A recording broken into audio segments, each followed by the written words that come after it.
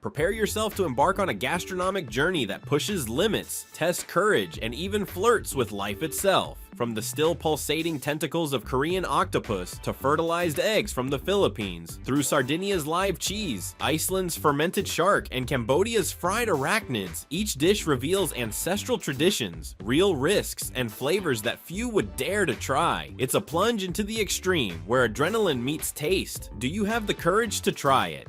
But before we begin, subscribe to our channel and leave a like. Now let's get started. Number 1. Balut, the fertilized egg that challenges the world. At the top of the list of extreme dishes, the Philippine balut is a literal test of courage. A fertilized duck egg, incubated 14 to 21 days, contains a partially developed embryo. Boiled, balut is served at street fairs with salt, vinegar, and spices, symbolizing virility and vital energy. Preparation is simple, but the impact is immediate. The egg is carefully incubated, each stage determining the texture, taste, and embryo development. When cooked, the liquid inside the shell is tasted first, a salty, nutritious broth, followed by the embryo, whose feathers, bones, and organs offer a unique textural and flavor experience. The risk is more psychological than toxic. Seeing formed bones and limbs evokes natural repulsion and requires courage. For locals, consuming balut is tradition, sustenance, and bravery. It is considered a strengthening food, promoting energy, warmth, and vitality, especially for men and workers. Sanitation issues exist. Undercooked eggs can transmit salmonella or other pathogens.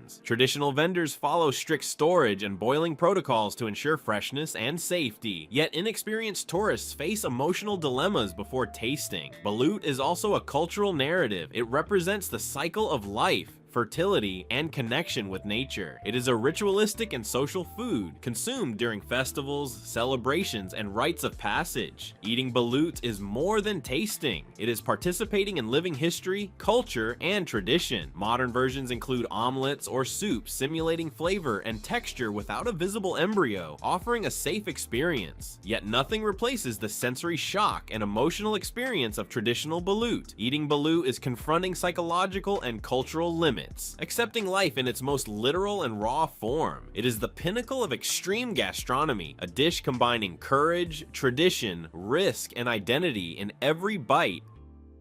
Number 2.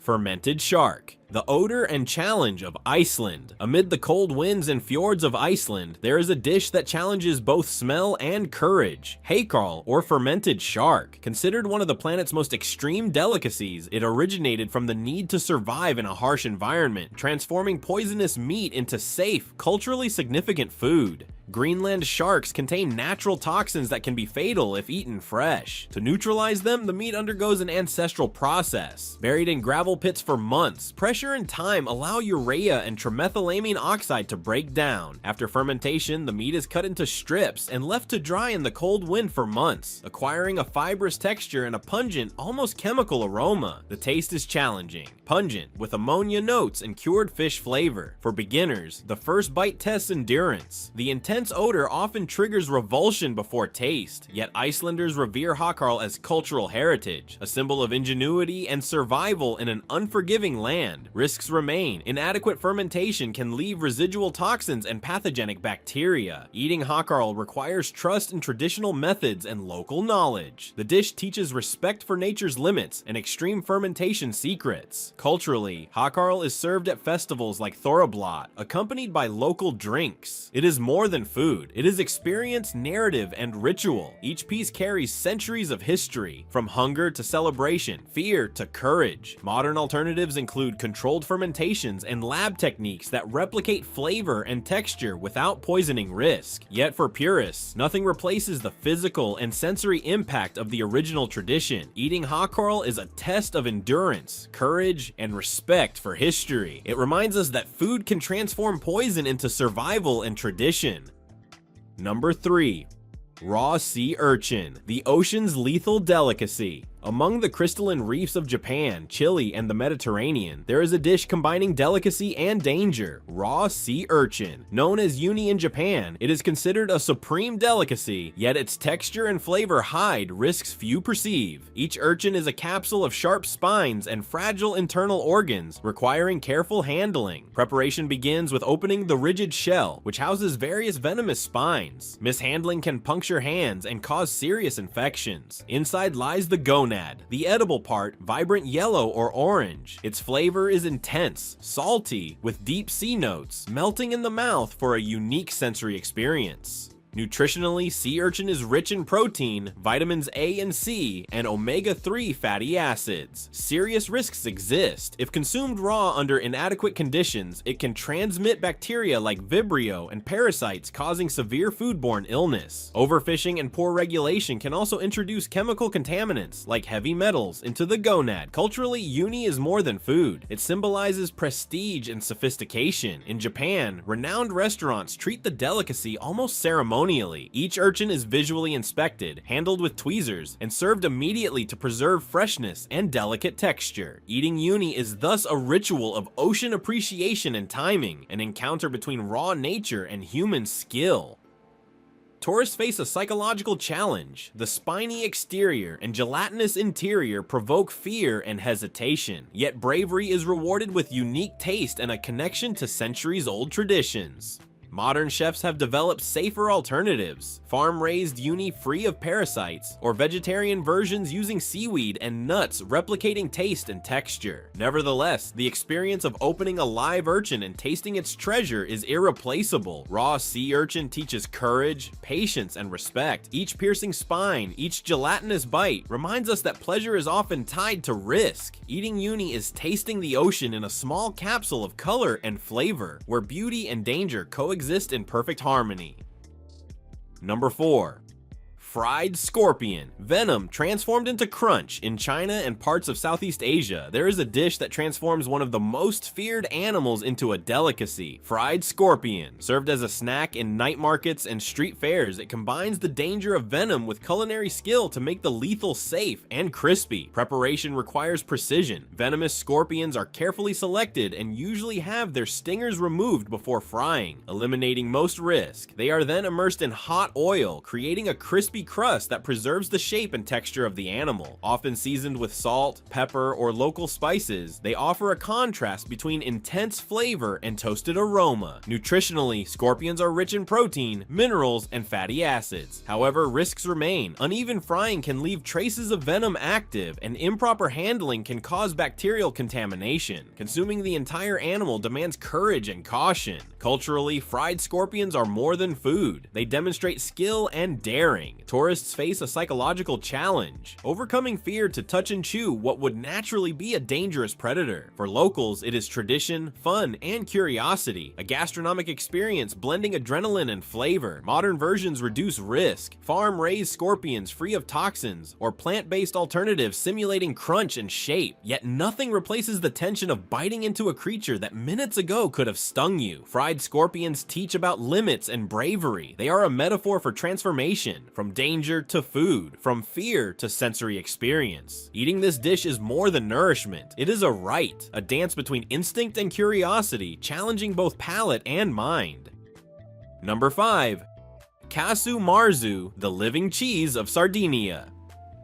In the hills of Sardinia, there is a cheese that defies any gastronomic norm: casu marzu, or rotten cheese. It stands out because it contains live larvae, which transform the pecorino into a creamy, intense mass. This food is simultaneously tradition, trial, and controversy. The process begins with aged pecorino, left under controlled conditions for the Paeophila casei fly to lay its eggs. The larvae hatch and digest the cheese's fat, creating a liquid texture in some areas and releasing enzymes that give a pungent, spicy, slightly acidic flavor. For locals, casu marzu is more than food. It is cultural heritage, a living history of shepherds and families who have survived for generations. The risk is evident. The larvae can survive in the digestive tract, though serious cases are rare. Bacteria and fungi present in the cheese can cause poisoning if preparation or storage is inadequate. In many countries, its sale is prohibited, keeping the delicacy confined to clandestine markets or family consumption. Despite the visual shock, the taste rewards the brave. A unique combination of creaminess, intensity, and penetrating aroma. For visitors, it is a test of courage, accepting the movement on the plate, smelling, touching, and tasting. Modern alternatives exist. Artificially fermented cheeses replicate the texture and flavor without live larvae, or laboratory techniques reproduce the microbiological effects safely. Yet tradition insists. For Sardinians, casu marzu is a ritual, a courage test, and a link between past and present.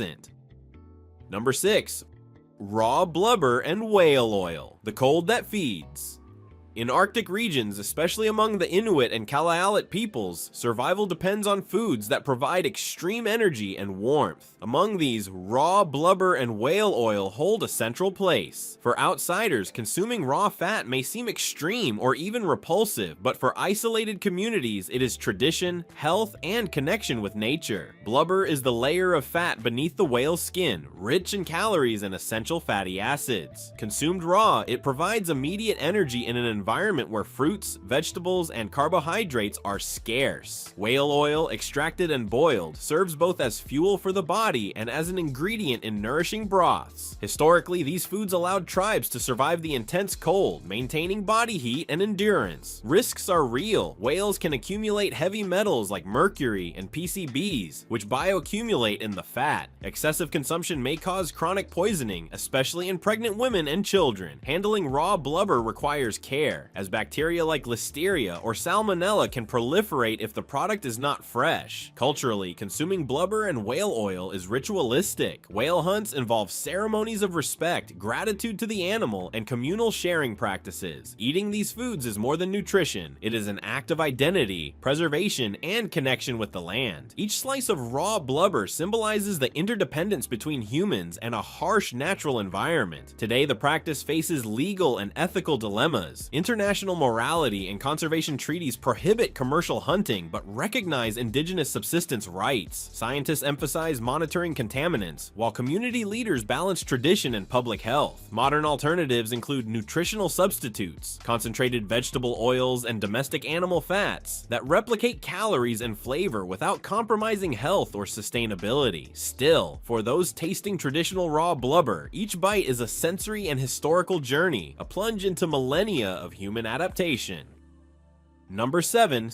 Sanakji, the octopus that still moves in the vibrant alleys of Seoul. There is a dish that turns a meal into a spectacle. Sanakji, or live octopus. Small octopuses are cut into pieces and served immediately, still moving from nerve reflexes. The tentacles dance on the plate, sticking to chopsticks and the diner's tongue, a mix of fascination and fear. In Korean culture, Sanakji symbolizes freshness and bravery. Eating something that still moves is an act of trust and courage. The dish uses young, size-controlled octopuses to reduce choking risks. Pieces are seasoned with sesame oil and seeds, creating a viscous, slightly salty texture. The danger is real. The octopus's suckers remain active after cutting. If not chewed thoroughly, they can adhere to the throat and block airways. Documented deaths by asphyxiation have occurred, particularly among unprepared tourists. Beyond physical risk, there is an ethical concern. Octopuses are among the most intelligent animals on the planet, capable of problem-solving and complex behaviors. Eating them alive raises questions of consciousness and animal suffering. Despite criticism, Sanakji remains a culinary tradition, especially in popular markets and festivals. Many Koreans see it as a tribute to the vitality of life and respect for the sea. The tactile sensation, the cold, elastic touch of the tentacle, its gentle resistance is an essential part of the experience. For those seeking thrill without danger, safe versions exist. Some restaurants serve lightly pre-cooked octopus, maintaining slight reflex movement but eliminating choking risk. Others use jelly or plant-based simulations to reproduce the texture without using live animals. Sanakji is a celebration of extremes, life and death, pleasure and revulsion, tradition and modernity. It makes us question what fresh really means and how far we are willing to go for flavor. Ultimately, it mirrors human culture, curious, fearless, and ready to push boundaries to experience the unknown. Number 8. Foie gras, luxury, suffering, and the price of indulgence. Foie gras, or fat liver, is one of the most expensive and controversial dishes in the world. Originating in France, it embodies the glory of haute cuisine. and one of the most debated practices in food ethics. Its flavor is unmistakable, rich, velvety, deep, but the path to this texture involves a process that divides opinion: gavage, or force-feeding ducks and geese. During the process, a tube is inserted into the animal's esophagus, and large amounts of cooked corn are delivered several times a day. The liver swells to up to 10 times its normal size. This hepatic hypertrophy creates foie gras' unique flavor and texture, and also causes suffering and severe disease in the animals. Historically, the practice dates back to ancient Egypt, when it was observed that geese naturally fattened their livers before migration. Over time, the technique was refined in medieval Europe and became a symbol of luxury and status. Serving foie gras, especially at Christmas, is a tradition in many French households. The dish is increasingly questioned worldwide. Countries like the UK, Italy, and Norway have banned its production for animal welfare reasons. Nevertheless, foie gras still drives a multi-million-dollar industry fueled by culinary tourism and exports. Ethical concerns aside, there is a health aspect. Livers from force-fed animals contain high levels of saturated fat, cholesterol, and metabolic residues. Excessive consumption can increase cardiovascular risk, ironically turning a symbol of pleasure into a silent threat. In France, foie gras defenders argue that when carefully done, the process does not cause suffering, claiming geese have elastic esophagi adapted to gavage. Critics counter that this justification masks industrialized cruelty where luxury outweighs compassion. Ethical alternatives are emerging. Innovative chefs produce foie sans gavage, fat liver from naturally fed birds, or 100% plant-based versions using nuts, beans, and vegetable fats to mimic original flavor and texture. Foie gras is more than a dish. It's a moral mirror. It forces humanity to confront the cost of pleasure and redefine what good taste really means. Each slice asks the question, does luxury justify suffering? Number 9. Blood cobra, poison served as a cure.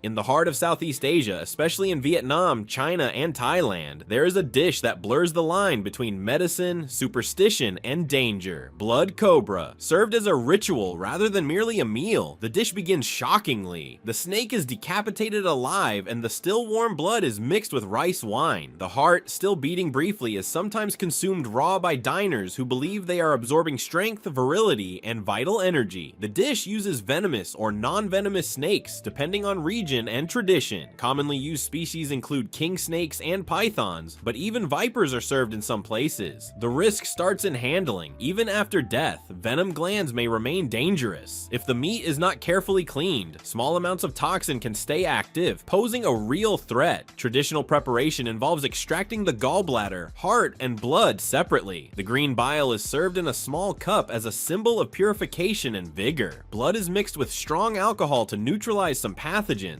and the meat is sliced and served in multiple dishes, grilled, in soup, fried, or in spicy stew. Each texture and flavor marks a ritual stage. Risks extend beyond venom. Raw or undercooked snake meat can transmit parasites, bacteria, and even zoonotic viruses. Documented cases of trichinosis and salmonellosis exist among those who attempt the dish without proper sanitary conditions. Despite this, the ritual persists, surrounded by mysticism and ancestral respect. In traditional Chinese medicine, snake meat is believed to warm the body and balance internal qi. Blood is considered a source of sexual vigor and spiritual energy. These beliefs have endured for centuries, sustaining the practice even amid modern awareness campaigns. Today, some restaurants use farm-raised snakes to minimize risk and environmental impact. Others offer symbolic versions, red juices, and aromatic soups simulating the ritual without cruelty or toxins. Eating blood cobra is ultimately an act of faith more than hunger. It mixes spirituality, superstition, and adrenaline, a reminder that in certain cultures, danger is not avoided but revered, savored, and transformed into a rite of power. Number 10. Bat soup. The dark broth of the Pacific few dishes have caused as much controversy as bat soup, traditional in some Pacific islands and Southeast Asian regions. Before becoming a global symbol in zoonotic debates, it was considered a healing food, consumed to strengthen the body and treat respiratory ailments. Usually made with fruit bats, the dish mixes traditional medicine and mystery. Preparation involves boiling the entire animal, sometimes including wings and head, in herb-infused broths and coconut milk. The flavor is described as similar to to chicken, with wild metallic notes. In remote communities, bats are seen as spiritual links to ancestors, beings that traverse sky and earth. Eating bat was therefore a ritualistic act of spiritual connection, not just sustenance. However, the danger is real. Bats are natural reservoirs for viruses such as Ebola, Nipah, and coronaviruses, which can transmit serious diseases. Improper handling and cooking pose high contamination risk. Additionally, unchecked consumption of wild bats contributes to ecological imbalance and pathogen spread between species. With research advances, many countries have banned consumption and sale. Scientists and health organizations warn that bat soup represents a dangerous boundary between tradition and modernity. Even with prolonged boiling, some viruses may survive high temperatures, making the dish a biological roulette. Still, for isolated communities, bats remain a vital protein source. Some groups have adapted the tradition, substituting domestic meats while keeping the same ritual preparation, preserving symbolic value without risk. Bat soup highlights a core aspect of human culture, the desire to transcend fear through faith and necessity. It's a powerful reminder that food can unite, heal, or harm, depending on how it is understood. Eating this dish is a dive into an ancestral dilemma between survival and caution, tradition and science. Ultimately, the true taste of bat soup is not in the broth, but in the reflection it provokes. How far can we go in the name of culture and hunger? Number 11. Balut, the shocking egg of the Philippines. Balut is one of the most controversial dishes on the planet, a fertilized duck egg cooked with the partially developed embryo. In the Philippines, it is considered a symbol of virility and vital energy, served as a street snack, often accompanied by beer. For foreigners, however, simply seeing the embryo with feathers and bones can be a disturbing experience. The preparation is simple, but the concept is profound. The egg is incubated for 14 to 21 days, depending on local preference. During this time, the embryo develops visible structures. Afterward, it is boiled whole and consumed with salt, vinegar, or herbs. The hot broth inside the shell is the first stage of tasting, described as rich and salty, reminiscent of a concentrated chicken broth. Then, the diner eats the embryo, experiencing a mix of textures from soft to crunchy, depending on its developmental stage. Balut itself is not dangerous, but risks exist if it is undercooked or improperly stored. Insufficient heat can allow bacterial growth, such as salmonella. Additionally, eggs of dubious origin may contain residues or fungi. For this reason, traditional vendors follow strict conservation rituals, ensuring freshness and safety. Behind the visual shock lies a deep cultural dimension. Balut is a symbol of fertility, strength, and transition. It represents the continuity of life and respect for nature. In many villages, it is consumed during festivals and ceremonies, and is believed to strengthen body and mind. For foreigners, however, it is often perceived as disgusting or barbaric, reflecting food ethnocentrism. For Filipinos, refusing balut can be seen as a lack of courage or cultural disrespect. Eating balut is a rite of passage, a proof of respect and connection with ancestry. Modern versions soften the visual impact. Shredded balut omelets, soups, and gourmet ravioli maintain the flavor while hiding the embryo's form. This allows tourists to experience the taste without confronting the most challenging visual aspect. Balut is a perfect metaphor for the intersection of culture and instinct. Revulsion and respect coexist. Eating balut is confronting the cycle of life literally, raw, and symbolically. A reminder that food is sometimes more about who we are than what we eat. Number 12. Hakkarl, Iceland's fermented shark. Hakkarl is the radical pinnacle of Icelandic cuisine, fermented and dried Greenland shark, a dish that transforms danger into tradition. Fresh, the shark is highly toxic due to urea and trimethylamine oxide, substances that cause severe poisoning. To make it edible, Icelanders developed an ancestral technique, burying the meat in gravel and fermenting it for weeks, letting time and bacteria do what fire could not. After fermentation, the meat is hung to air dry under cold, salty North Atlantic winds. The result is food with a pungent odor and intense flavor, a mix of ammonia, cured fish, and history. Eating hakkarl is often more ritual than pleasure. The smell is so strong it challenges even seasoned palates, but for Icelanders it represents national pride and triumph over nature's limits. For centuries, hakkarl ensured survival in an environment scarce in fire and salt. The fermentation process, repulsive to many foreigners, was a brilliant invention. By slowly neutralizing toxins, people turned poison into sustenance. Today the dish is served at traditional festivals like Thora Blot, paired with schnapps and courage. Risks exist. Incorrect processing processing may leave some toxins in the meat. Irregular consumption can cause nausea or mild poisoning. Tourists attempting to replicate the preparation without proper climate and microbiological conditions may end up with dangerously underprocessed shark. Hakarl is a living lesson in human adaptation. Its existence reflects the ingenuity of a people who learned to respect and manipulate nature's limits. Modern Icelandic chefs have adapted the method using controlled fermentation chambers and reduced time without altering the characteristic flavor. The sensory experience is almost spiritual. First the shock of the odor, then the surprise of the taste. It's like tasting the ocean in its purest, most primitive state. Eating hakarl is tasting Iceland itself, a country shaped by cold, courage, and the need to turn the impossible into tradition. Number 13. Fugu, Japan's death. Fish fugu, or puffer fish, is the ultimate example of extreme Japanese gastronomy. Considered a delicacy for centuries, it carries real risk. Tetrodotoxin in the liver, ovaries, and skin is lethal in minute doses. Preparing fugu requires extensive training, official certification, and meticulous experience. Small mistakes can be fatal. Historically, fugu was consumed to demonstrate courage and prestige. Edo period records mention sophisticated dishes served at ceremonies and exclusive restaurants. The toxin blocks sodium channels and nerves, causing paralysis and death by respiratory failure. There is no specific antidote, and the lethal dose can be smaller than the mass of a penny. Preparation is an art. Licensed chefs precisely remove toxic organs and slice the meat into extremely thin, translucent pieces, served raw as sashimi. Some dishes include slightly cooked skin or soups, each requiring strict toxin control. Presentation often mimics flower petals, creating contrast between aesthetic beauty and danger. Risks extend beyond poisoning. Improper consumption can have severe legal consequences, including civil and criminal liability. Tourists may underestimate the psychological risk. Staring at a potentially deadly fish, even trusting the chef, is a mix of fear and thrill. Culturally, fugu symbolizes prestige, challenge, and refinement. Specialized restaurants invest in continuous training, strict sanitary inspections, and etiquette emphasizing safety and ritual. It's also a tourist attraction, drawing visitors curious about flavor and adrenaline. Modern alternatives allow the experience without risk. Genetically toxin-free farmed fish, decorative dishes, or techniques simulating texture and flavor without tetrodotoxin. This way, consumers can experience fugu safely. Each slice transcends taste. It is a cultural, sensory, and psychological experience. Eating fugu is a ritual of trust, precision, and courage, showing that extreme gastronomy is about history, emotion, and controlled risk, not just flavor. Number 14. Casu marzu, Sardinia's live cheese. Casu marzu, or rotten cheese, is perhaps the most iconic dish in extreme gastronomy.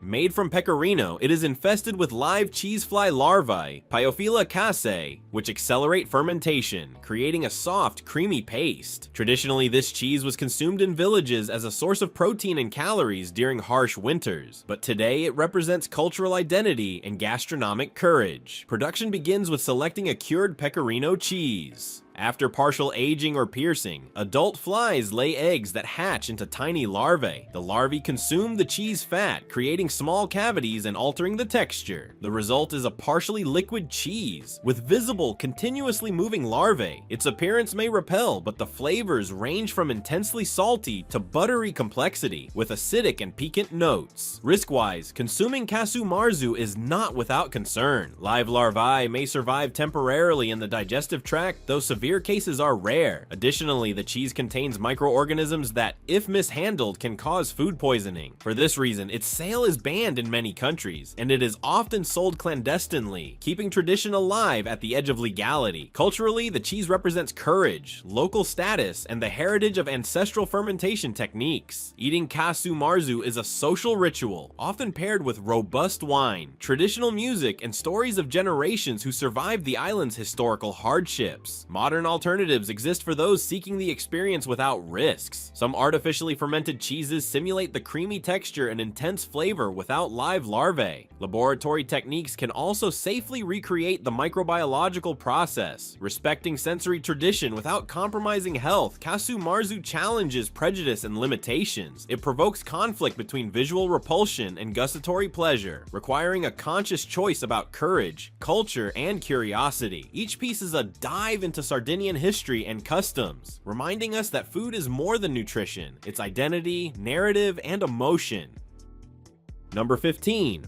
Fried tarantula, Cambodia's crunchy arachnid. In Cambodia, eating fried tarantulas is a tradition blending historical survival, local economy, and extreme culinary tourism. The dish originated during times of scarcity when villagers needed accessible and abundant protein sources. Today, fried tarantulas have become an exotic icon, served in markets, fairs, and even specialized restaurants, attracting tourists seeking extreme experiences. Preparation requires care. Tarantulas are captured alive, usually adults with abdomens full of internal organs that, if ruptured during frying, release mild toxins and unwanted bitterness. Before frying, the legs and abdomen may be lightly crushed to reduce the risk of explosion in hot oil while maintaining leg crunchiness. The technique involves marinating the arachnid in garlic, salt, and sugar, followed by a quick fry in high-temperature vegetable oil, which turns the outer shell into a crispy crust while keeping the inner meat tender. Nutritionally, tarantulas provide proteins, minerals, and essential fatty acids. But risks exist. Most species consumed are not poisonous to humans, but eating wild arachnids can transmit parasites or bacteria, especially if frying is uneven. Allergic reactions are also possible, as arachnid proteins can affect sensitive individuals. Culturally, the dish symbolizes resilience and adaptation, reminding people of times of famine, and today it is a point of curiosity and local pride. Tourists face a psychological challenge, seeing the whole hairy-legged, black-eyed animal before tasting it. The contrast between visual revulsion and surprisingly pleasant flavor creates an intense and memorable experience. As an alternative, modern chefs have developed safe versions using farmed insects, simulating the tarantula's texture and crunch without the biological risks. Laboratory frying methods or controlled oil can also reduce contamination while maintaining traditional flavor. This dish challenges courage, curiosity, and human taste limits. Each bite is both a tribute to survival and a psychological test. Eating fried tarantula is more than a culinary experience. It's a cultural immersion that blends pleasure, horror, and risk in a single meal. Thank you so much for watching the video. If you enjoyed our content, subscribe to our channel and leave a like. Check out other interesting content appearing on your screen now, and I'll see you in the next video. Until next time!